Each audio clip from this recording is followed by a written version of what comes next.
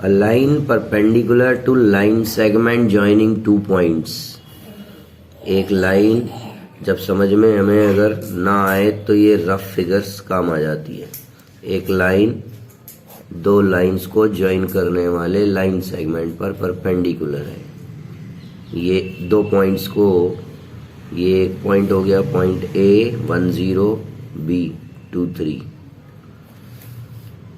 एक लाइन दूसरी लाइन पे परपेंडिकुलर, तुरंत माइंड में स्ट्राइक होना चाहिए product of slopes. Product of slopes is equal to, line perpendicular है दो,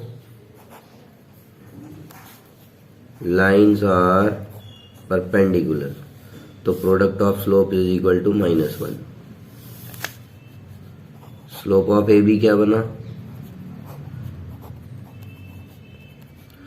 y2 minus y1 upon x2 minus x1, 3/1 3। और लाइन L का स्लोप अगर हम m ले लेते हैं, लाइन ए बी का स्लोप 3 आया इज इक्वल टू -1 होना चाहिए, तो m इज इक्वल टू -1/3।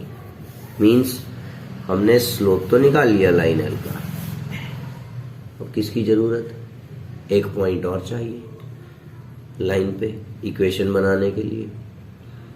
तो लाइन की इक्वेशन के लिए एक पॉइंट की रिक्वायरमेंट और है, स्लोप आ गया। क्वेश्चन में और कुछ देखें क्या लिखा हुआ है। तो क्वेश्चन कहता है कि a line perpendicular to the line segment joining the points 1, 0 and 2, 3 divides it in the ratio, means ये लाइन सेगमेंट 1:n रेशियो में डिवाइड होता है। तो सेक्शन फॉर्मूला से ये पॉइंट ऑफ सेक्शन भी निकाल सकते हैं हम, ठीक है। Though it may come in terms of n, never mind question में n गिवन है, हमने आर्बिट्रेरी कांस्टेंट अपनी तरफ से नहीं लिया। तो सेक्शन फॉर्मूला लगाएंगे, पॉइंट P निकालेंगे।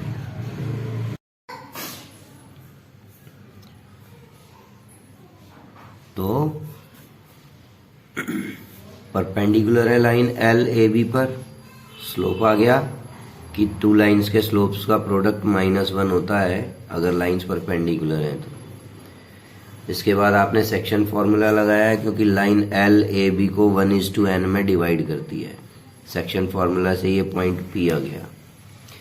ये आपने पॉइंट P के कोऑर्डिनेट्स निकाल लिए सेक्शन फॉर्मूला फॉलो करके। मतलब लाइन पर एक पॉइंट मिल गया आपको, लाइन का स्लोप मिल गया, पॉइंट स्लोप फॉर्म फॉलो की, वैल्यूज रखी, लाइन की इक्वेशन एलसीएम लिया, 1 + n कैंसिल हुआ, ये नेगेटिव साइन इन दोनों के लिए है इसलिए नेगेटिव आया।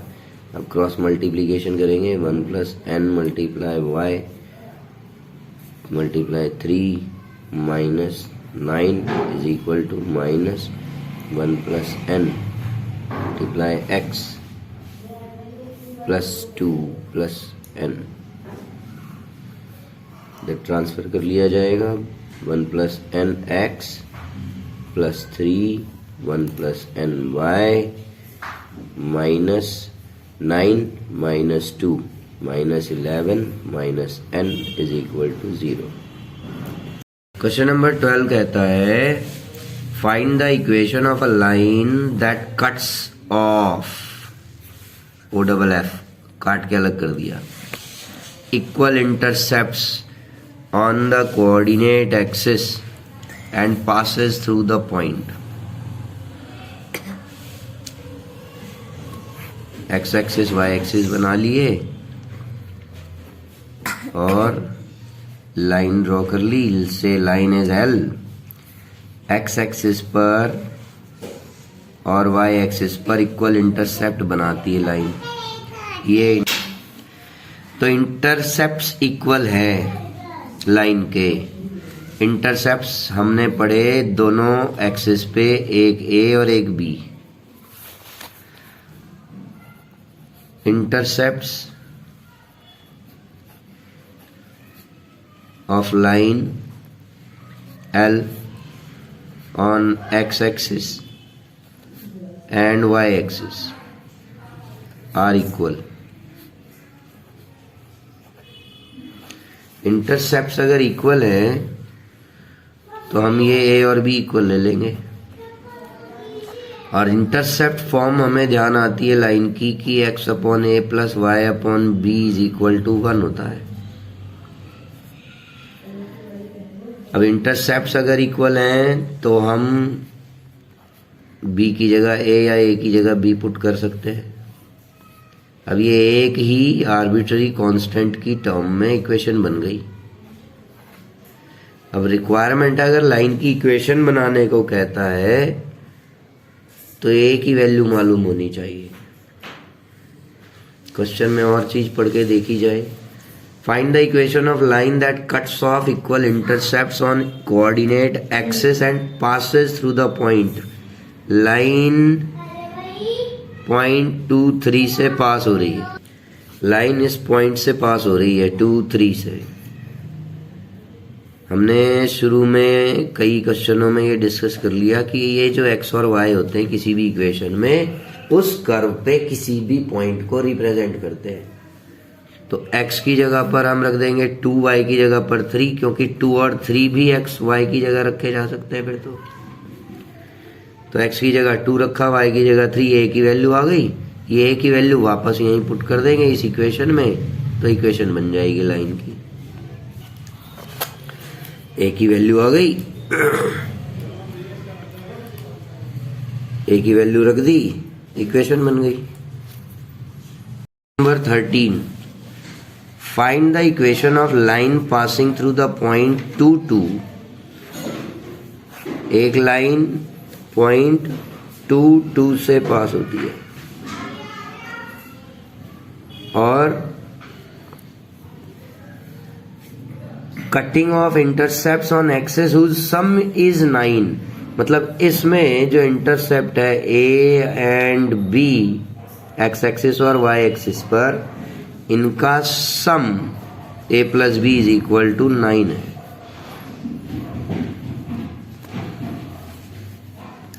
तो not to worry, question number 12 में दोनों इंटरसेप्ट इक्वल थे, सब्स्टिट्यूट कर दिया हमने b की जगह a पर, तो यहाँ भी हमने b की जगह 9 माइनस a सब्स्टिट्यूट कर देंगे। बाकी सिमिलर वे में क्वेश्चन फॉलो हो जाएगा पूरा। ठीक है, अब प्रोबेबली ये हो सकता है इसमें क्वाड्रेटिक इक्वेशन बने और फिर a की वैल्यू 2 आ जाए, b की वैल्यू भी 2 आ जाए और इक्वेशन लाइन की 2 पॉसिबल हो।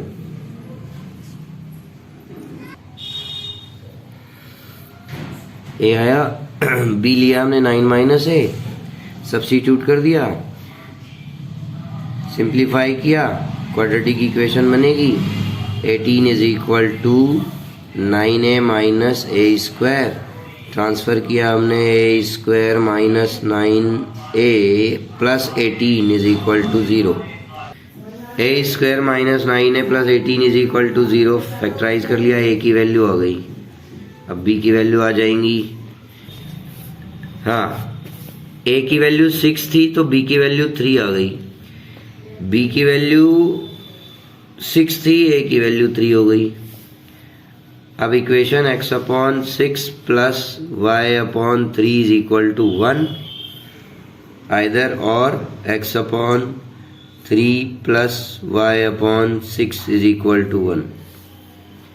एलसीएम ले लें अगर तो 6x plus 2y is equal to 1, x plus 2y is equal to 6, x plus 2y minus 6 is equal to 0। ये इक्वेशन बनेगी लाइन की। या फिर 2x plus y by 6 is equal to 1, 2x plus y is equal to 6, 2x plus y minus 6 is equal to 0।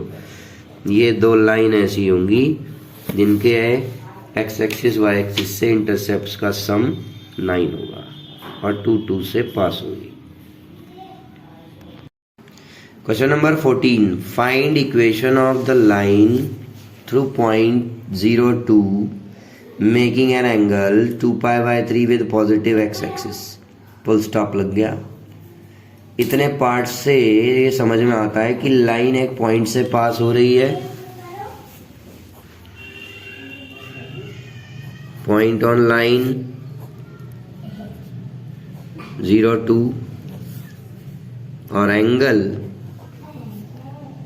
With positive x axis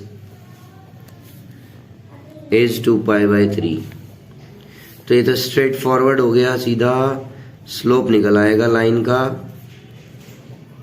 10 2π/3। When we split it 10 π minus π/3, pi means no change, 10 π/3, pi minus π/3 second quadrant negative, 10 π/3 value is √3। Slope आ गया। Equation of line y minus y1 is equal to mx minus x1, y minus 2 is equal to minus √3 x minus 0। तो y minus 2 is equal to minus √3 x, ये इधर transfer किया तो √3 x plus y minus 2 is equal to 0। ये first part complete हो गया कि line की इक्वेशन बना ली हमने।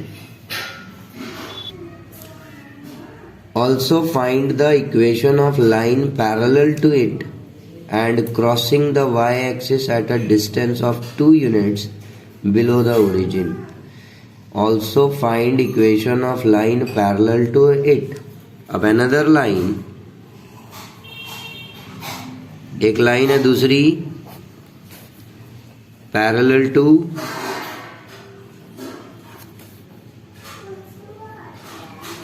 Line √3x plus y minus 2 is equal to 0, जो हमने अभी बनाई इस लाइन से पैरेलल है। Two lines parallel means slopes are the same. Two lines जब पैरेलल होती हैं तो उनके स्लोप सेम होते हैं। तो स्लोप ऑफ अदर लाइन आपको मिल गया। Slope of other line is minus √3। दूसरी लाइन का स्लोप माइनस √3 आ गया। And crossing y axis at a distance of 2 units below origin. Crossing y axis at 2 units below origin। Origin से 2 unit नीचे y axis को cross कर रही है अगर लाइन, तो y इंटरसेप्ट है।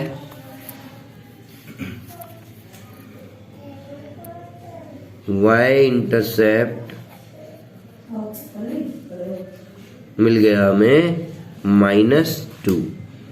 तो इस बार स्लोप है और y इंटरसेप्ट है। y इंटरसेप्ट होता है तो हम कौन सी इक्वेशन फॉलो करते हैं, कौन सी फॉर्म लेते हैं? y is equal to mx plus c। y is equal to m is minus √3x plus c is -2, so it will become √3x plus y plus 2 is equal to 0। Line की equation बन गई। या फिर हम पहले जैसे discuss कर चुके, y एक्सिस को 2 यूनिट बिलो ओरिजिन इंटरसेक्ट करती है अगर लाइन, तो पॉइंट मिल गया 0 -2। पॉइंट स्लोप फॉर्म से भी बना सकते हैं y minus y1 is equal to mx minus x1 से इक्वेशन। ठीक है। Question number 15 says the perpendicular from origin to a line, y axis x axis origin से एक लाइन पर परपेंडिकुलर ड्रॉ किए हैं। ओरिजिन से perpendicular meet the line at -2 9। हालांकि हमने ये अगर हम प्रिसाइसली ड्रॉ करेंगे तो ये फर्स्ट क्वाड्रेंट नहीं होगा ना, नेगेटिव एक्स एक्सिस है, पॉजिटिव वाई एक्सिस है, सेकंड क्वाड्रेंट होगा। लेकिन ये रफ फिगर है, हमें इससे केवल इंटरप्रेट करना है, ये समझना है कि लाइन पे परपेंडिकुलर है, ओरिजिन से किस पॉइंट पे मिल रही है, तो समझने के लिए फिगर बस बनाई होती है। इसलिए ज़रूरी नहीं है कि ये बिल्कुल प्रिसाइज बनाई जाए। इधर से बनाएंगे तो परपेंडिकुलर इधर से बना सकते हैं आप, परपेंडिकुलर इधर से बन जाएगी, ऐसे बना दी आपने, ये परपेंडिकुलर ड्रॉ कर दी, ये -2 9 हो गया। काम फिर भी वैसे ही होना है जैसे यहाँ भी करेंगे हम फॉलो। तो लाइन ओरिजिन से पास हो रही है, एक लाइन -2 9 से पास हो रही है, सॉरी, और ओरिजिन से एक परपेंडिकुलर है इसी पॉइंट पर। मतलब लाइन पर एक पॉइंट मालूम है मुझे, -2 9।